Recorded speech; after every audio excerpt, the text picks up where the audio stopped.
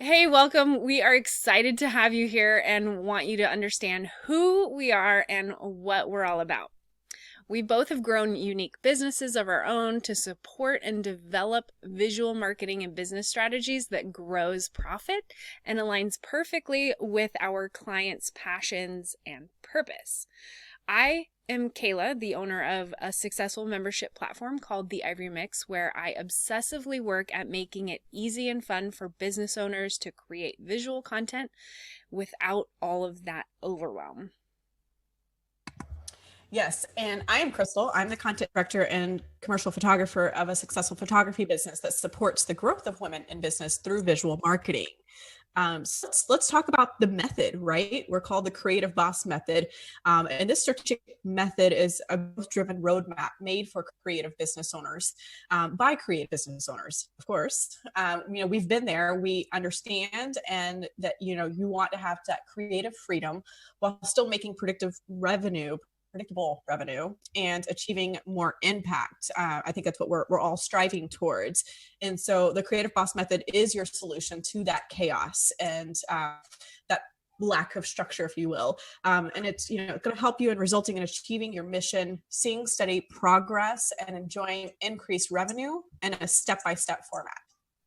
Yes, so let's define and talk about the 6 steps. So for us, method is sort of an acronym, M.E.T.H.O.D.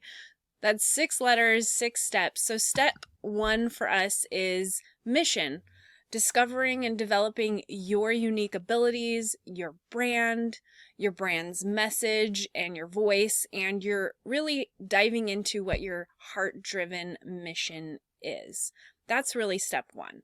Yeah, I think that, a lot of times mission is something that people don't think about defining because you've got to stop and realize that you are a real, business, and your mission is not just to sell or to get your product out there or to grow. It's, what is, like we said, your unique ability, what sets you apart from your competition that lets your ideal client or customer see what you really have to offer at its core. Right.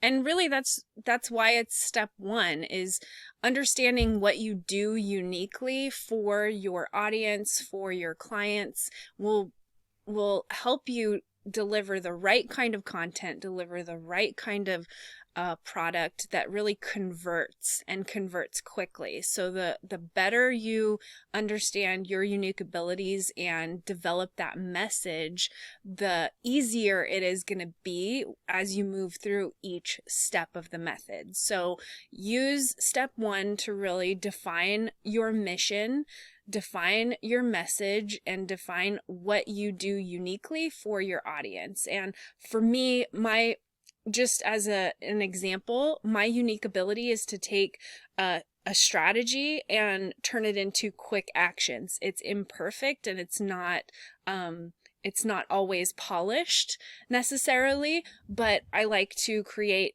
products and things that people can use quickly to grow their brand. So I lean on what I do best in order to deliver on my mission. And I know Crystal does the same with her business. And I think that leads us straight into our next step. That's engage. Planning your magnetic content and engagement strategies for attracting your ideal clients who want to do business with you, because you've now defined, what are your unique abilities and what you have to offer and what makes you so different, makes what you have to give so different, that now you've got to start engaging. You've got to really pick up and decide what kind of strategy you can put in place to attract those ideal clients and just drive it home every single time. Right. Yeah. Step 2 is engagement. It's getting people to follow you on social media. It's getting people to click on your pins on Pinterest. It's getting people to engage with you as a brand, but also as a brand, you need to be looking at, is your content creating that engagement? So that's what step 2 is all about, is learning what works to engage your audience to get them to take action on your content, whether that's creating Instagram content that grows your following or creating blog content that creates relationships and more readers. So really that's what Engage is all about, is getting more engagement and attracting those ideal clients. Step 3 out of method is transform. At this point, once you've developed your mission and learned how to engage your ideal clients, it's at this stage where you are transforming your impact and turning that into income. This is where you focus on the systems that nurture your leads and turns them into clients. So once you've started creating that magnetic content and developed all of your engagement strategies, how are you going to turn those ideal followers and ideal clients into actual clients? How are you going to transform their desires, the things that they have frustration with, into meaningful results? So this is sort of that stage. Absolutely. And that leads us into our next stage, which is hold. And that's that, now you've gone through and you've developed all of these key pieces, and you've figured out some systems that are systems of growth that are going to help you create consistent clients and retaining repeat clients and advocates of your business. And now it's learning to hold on to what is working and expand on that, and just continue to realize that that's a very crucial stage, because a lot of times we want to continue to create and refine and change and do all these things. But if your system is in place and it's working and you're engaging people, hold steady to that process and keep doing it. Rinse and repeat. Keep that growth system going so that you continue to expand your audience, and then those advocates are talking about your business and it's getting even further reach, and all of those things are starting to work and expand upon themselves. I want to emphasize that this is the most important step when it comes to being a new business owner or being some kind of a small or creative or even part-time business owner. The hold aspect, as Crystal was saying, is oftentimes the biggest missed step, biggest mistake that everyone wants to skip over, because if they don't see immediate results, they immediately think that it's a failure. And I don't know how many times in my business, the first time I do something isn't always the best. That's the truth every single time.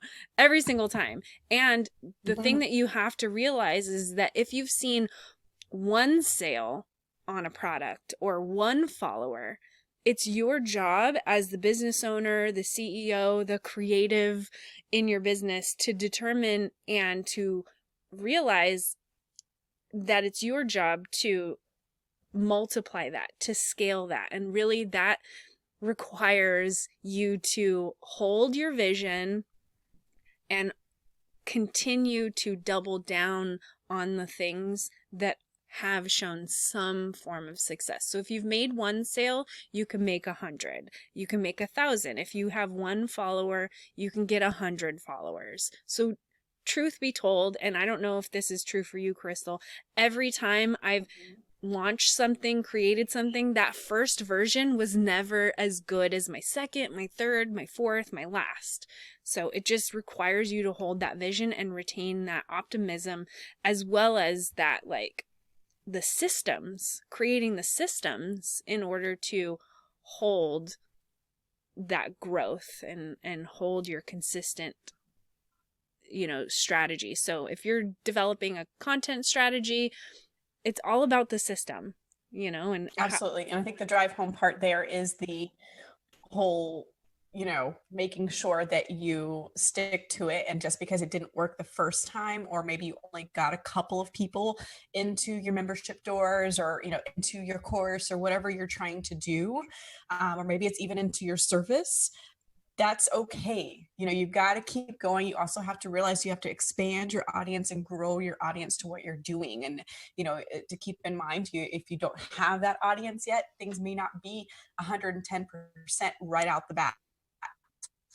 But later on down the road, as you continue to market it and grow that audience and go through these different phases that we have here in the method, you'll start to see that increase. You'll start to see those sales increase, and you'll start to see that when you go through and do like another mini, relaunch of it, then you'll see that it's going to be 100 times more successful than it was the first time. Right.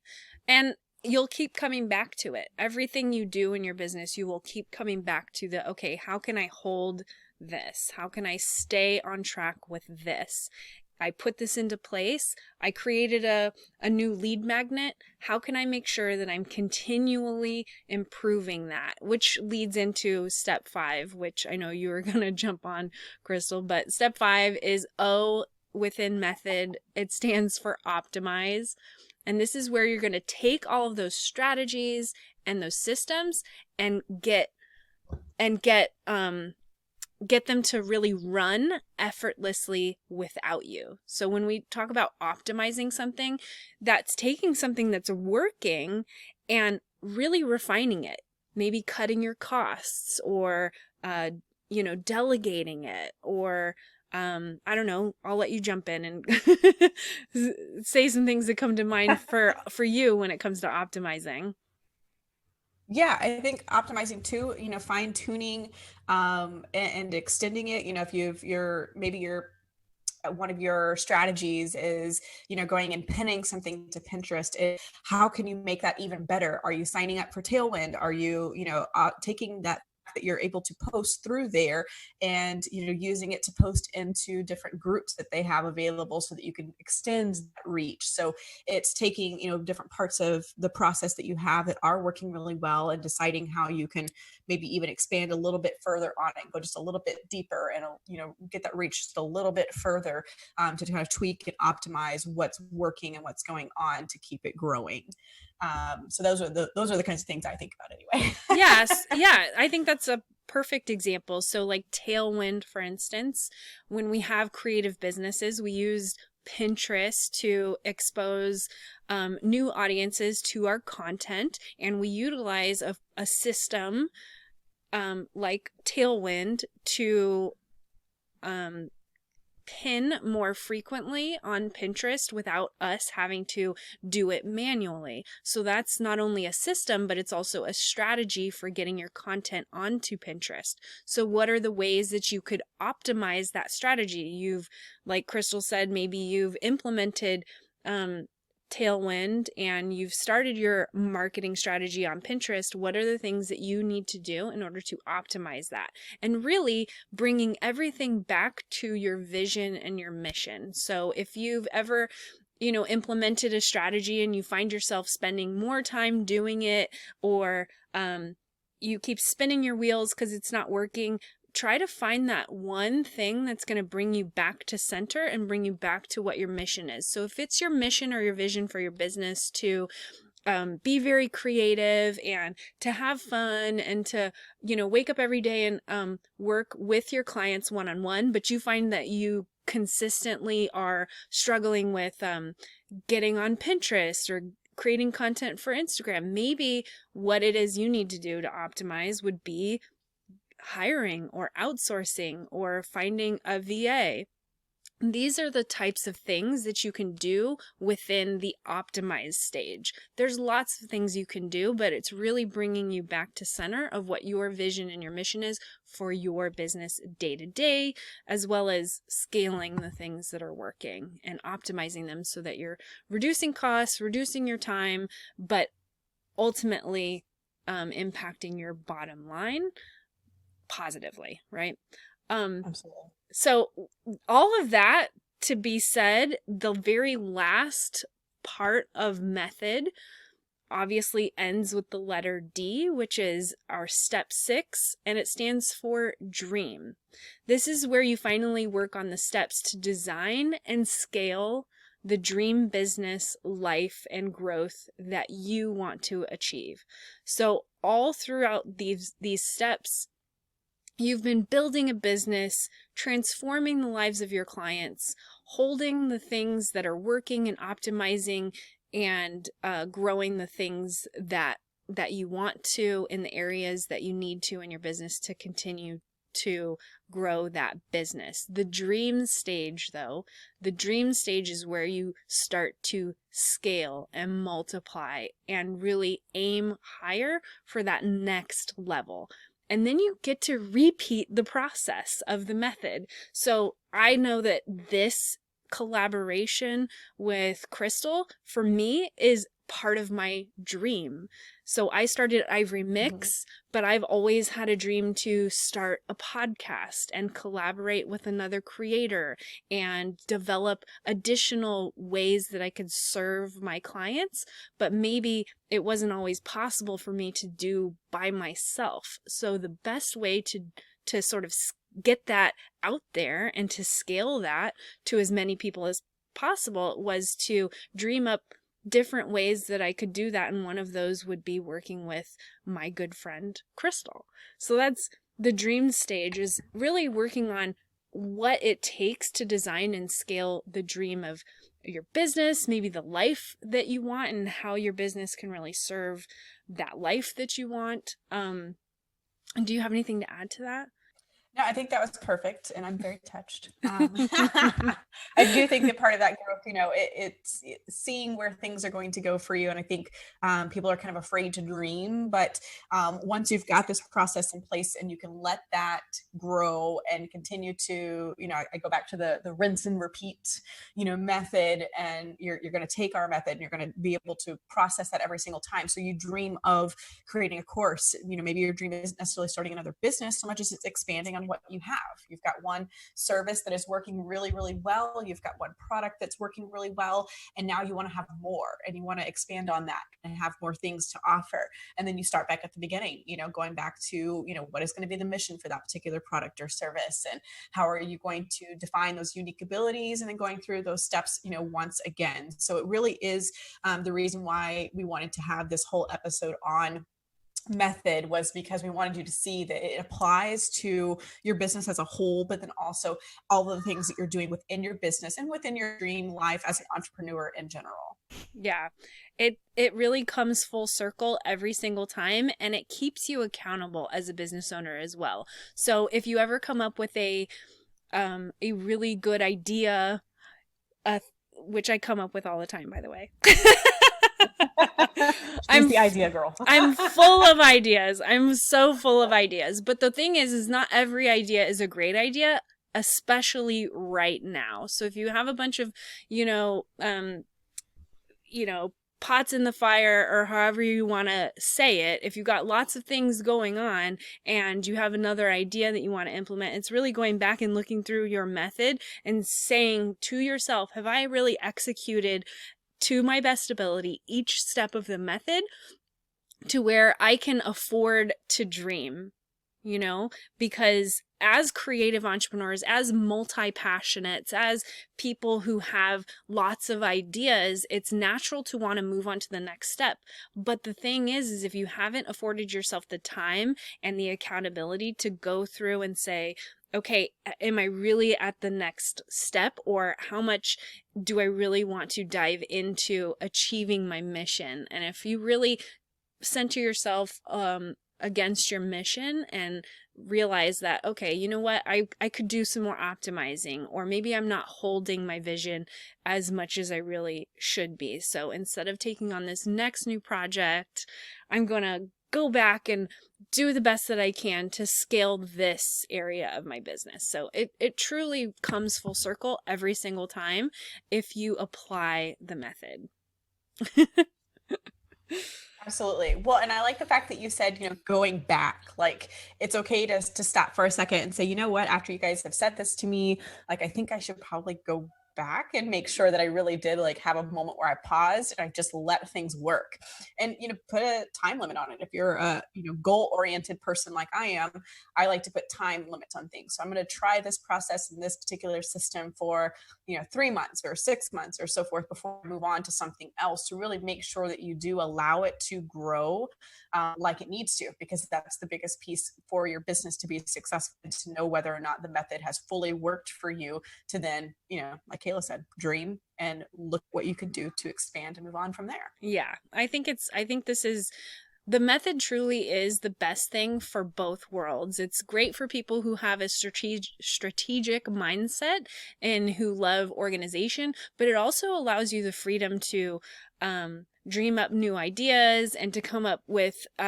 new creative fun things for each area of your business. So it's just a way to calm the chaos and a way to set up a system for any type of business. And I really think that you could apply the method to any creative online business or in-person business, or you could apply it to so many types of businesses. So that's why we put this method together.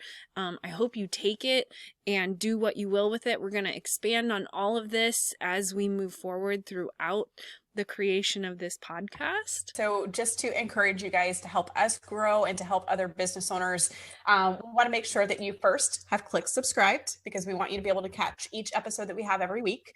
And then we also want to make sure that you leave a comment on this particular episode. Let us know what you think of the method.